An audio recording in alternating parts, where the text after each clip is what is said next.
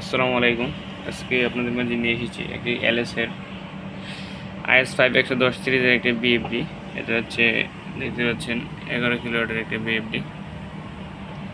তো এটা যে সমস্যা ছিল, এটা হচ্ছে প্রথমে ডিসপ্লে পাওয়ার আসতো না। তো ডিসপ্লে পাওয়ার কাজ করার পরে এখন হইতেছে আপনার সমস্যাটা দেখা দিচ্ছে, সেটা হচ্ছে আমার আউটপুট দিচ্ছে না। তো আমি আউটপুট না দেওয়ার কারণে যেসব সাইডে কাজ করা দরকার সেই সাইডে কাজ করতেছি। আপনারা সাথেই থাকবেন, কাজটা কমপ্লিট করে আপনাদেরকে দেখানো হবে কিভাবে কাজটা কমপ্লিট করেছি। আপনারা কিন্তু দেখতে পাচ্ছেন আমার সুইচিং কার্ডটা আমার হাতে। তো এখান থেকে আমি একটা পার্টস খুলছি। তো এই দেখতে পাচ্ছেন পার্টসটা আপনাদেরকে দেখাই। দেখেন ছোট্ট একটা পার্টস, কিন্তু এটা খুঁজে বার করার দামে হচ্ছে 25,000 টাকা বিল করবো এটা। ঠিক আছে, এটা যে মেধা দিয়ে খুঁজে বের করছি সেটার জন্য বিল হচ্ছে এটার 25,000। তো আপনারা এখন দেখতে পাচ্ছেন আমি কিন্তু এটা রিপেয়ার কমপ্লিট করে ফেলছি। তো আপনাদেরকে এখন একটু আমি মোটরটা চালিয়ে দেখাবো। হ্যাঁ, তো আপনার সাথেই থাকেন, একটু সাথেই থাকেন। ওরে টার্মিনাল তো অনেক হার্ড হয়ে গেছে।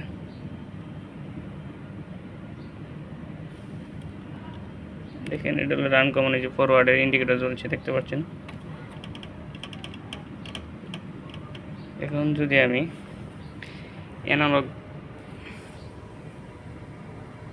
অ্যানালগটা দিই তাহলে আপনারা দেখতে পাবেন এটা কিন্তু রান করবে।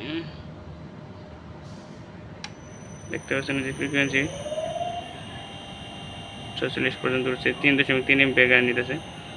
আপনারা দেখতে পাচ্ছেন এই যে আমার মোটর কিন্তু ঘুরতেছে।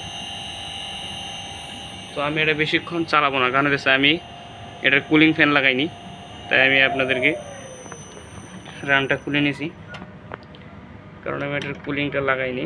আর ভিতরে অনেক কাজ বাকি আছে, ভিতরে অনেক কিছু কানেকশন দিইনি।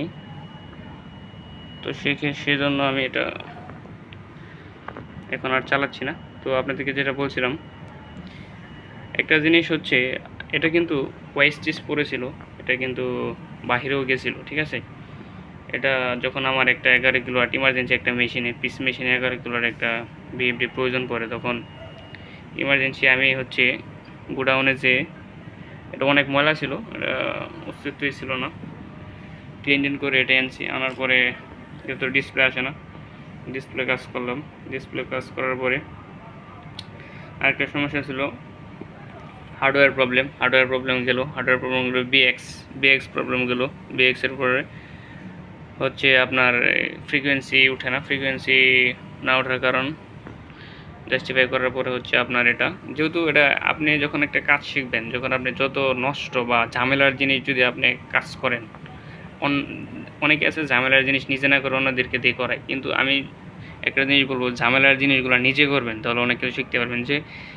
যেমন আমি এটা কিন্তু অনেক পুরাতন এবং ওয়েস্টিজ হিসেবে ছিল, কিন্তু এটা যখন আমি কাজ করি, একটা কাজ করার পর আরেকটা সমস্যা, আরেকটা কাজ করে আরেকটা সমস্যা, আরেকটা কাজ করে আরেকটা সমস্যা, এরকম সবগুলো কাজ কিন্তু আমি আস্তে আস্তে স্টেপ বাই স্টেপ করার কারণে কিন্তু আমার অনেক এক্সপিরিয়েন্স হয়ে গেছে, অনেক কিছু কিন্তু আমি জানতে পারছি, এবং এটা কিন্তু আমি আউটপুটও দিতে পারছি যে এটা কিন্তু সফলও হয়েছে। এখানে কিন্তু অনেক কিছু শেখার আছে, যেহেতু আমি অনেকগুলো একটা বিএফডির মধ্যে অনেকগুলো সমস্যা পাইছি, যে সেক্ষেত্রে অন্য বিএফডিগুলোতে যখন আমি কাজ করবো সেক্ষেত্রে কিন্তু আমি অনেক আগিয়ে থাকবো অন্যদের তুলনায়। তো আমি এটা বলতেছিলাম। তো পরে সর্বশেষ সমস্যা ছিল যেটা আউটপুট আসতো না, আপনার ফ্রিকোয়েন্সি উঠতো, আউটপুট দিত না। তো এটা হচ্ছে আমি পাওয়ার কার্ড আপনার হচ্ছে আইজিবিটি কন্ট্রোলিং পার্টে কাজ করি, সুইচিং সার্কিটে। সেই সুইচিং কার্ডে কাজ করার পরে আমি সম্পূর্ণভাবে সফলতা পাই। দেখতে পাচ্ছেন আপনাদেরকে মোটর রান করে দেখালাম। তো সবাই ভালো থাকবেন নতুন নতুন ভিডিও পাওয়ার জন্য।